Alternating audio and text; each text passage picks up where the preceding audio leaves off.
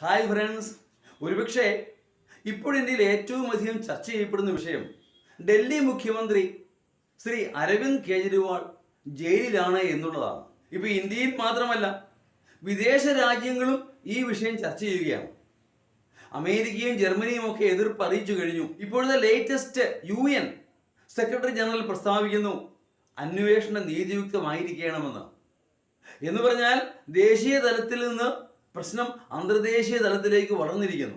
ഏതാണെങ്കിലും കേജ്രിവാളിന് ഐക്യദാർഢ്യം പ്രഖ്യാപിച്ചുകൊണ്ട് ഇന്ത്യ മുന്നണിയും ഘടകകക്ഷികളും ഇന്ന് 10 മണിക്ക് രാംലീല മൈതാനിയിൽ ഡൽഹിയിൽ പ്രതിഷേധിക്കുകയാണ്. പക്ഷേ അവിടെ പ്രതിപക്ഷ ഐക്യമുണ്ടോ? ഇല്ല. പ്രതിപക്ഷത്തെ പല പ്രമുഖ പാർട്ടികളും പങ്കെടുക്കുന്നില്ല. അതെ, പ്രതിപക്ഷം ശിഥിലമാണ് എന്നുള്ളതാണ് ഭരണപക്ഷത്തിന്റെ വിജയം. ഞാൻ മുൻപും പറഞ്ഞിട്ടുള്ളതാണ്, BJPയുടെ ശക്തി എന്ന് പറഞ്ഞാൽ പ്രതിപക്ഷം ശിഥിലമാണ് എന്നുള്ളതാണ്. പ്രമുഖർ ആരൊക്കെയാണ്? മമതാ ബാനർജി പങ്കെടുക്കുന്നുണ്ടോ? ഇല്ല, പങ്കെടുക്കുകയില്ല. അവർക്ക് അവിടെയാ കാര്യം മാത്രം, അതിനപ്പുറത്തേക്കൊന്നുമില്ല. പിന്നെ അഖിലേഷ് യാദവ് പങ്കെടുക്കുന്നുണ്ടെങ്കിൽ മായാവതി ഒരിക്കലും എത്തുകയില്ല. ഒറീസ മുഖ്യമന്ത്രി ബിജു ജനതാദൾ ഉണ്ടോ? ഇല്ല. ആന്ധ്ര മുഖ്യമന്ത്രി YS ജഗൻമോഹൻ റെഡ്ഡി ഉണ്ടോ? ഇല്ല. അങ്ങനെ പ്രതിപക്ഷത്തെ പ്രമുഖരായ പല ആളുകളും പങ്കെടുക്കുന്നില്ല.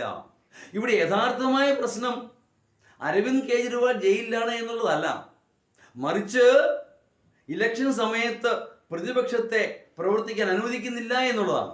പല വിധത്തിലും പ്രതിപക്ഷത്തെ ചങ്ങലക്കിടുകയാണ്. കോൺഗ്രസിന്റെ ബാങ്ക് അക്കൗണ്ടുകൾ മരവിപ്പിച്ചിരിക്കുന്നു.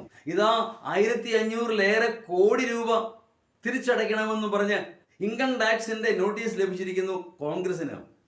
CPIക്ക് കിട്ടി ചെറിയൊരു പണി, 11 കോടി. നിസ്സാര കാര്യമാ. എന്താ? മുൻ പാൻ കാർഡിലെ വിവരങ്ങൾ രേഖപ്പെടുത്തിയെന്ന് പറഞ്ഞ് അതുകൊണ്ട് പിഴയായി ആവശ്യപ്പെടുന്നു 11 കോടി ഉടൻ അടയ്ക്കണം. അങ്ങനെ എല്ലാ വിധത്തിലും പ്രതിപക്ഷത്തെ വീർപ്പുമുട്ടിക്കുകയാണ് ഭരണപക്ഷം.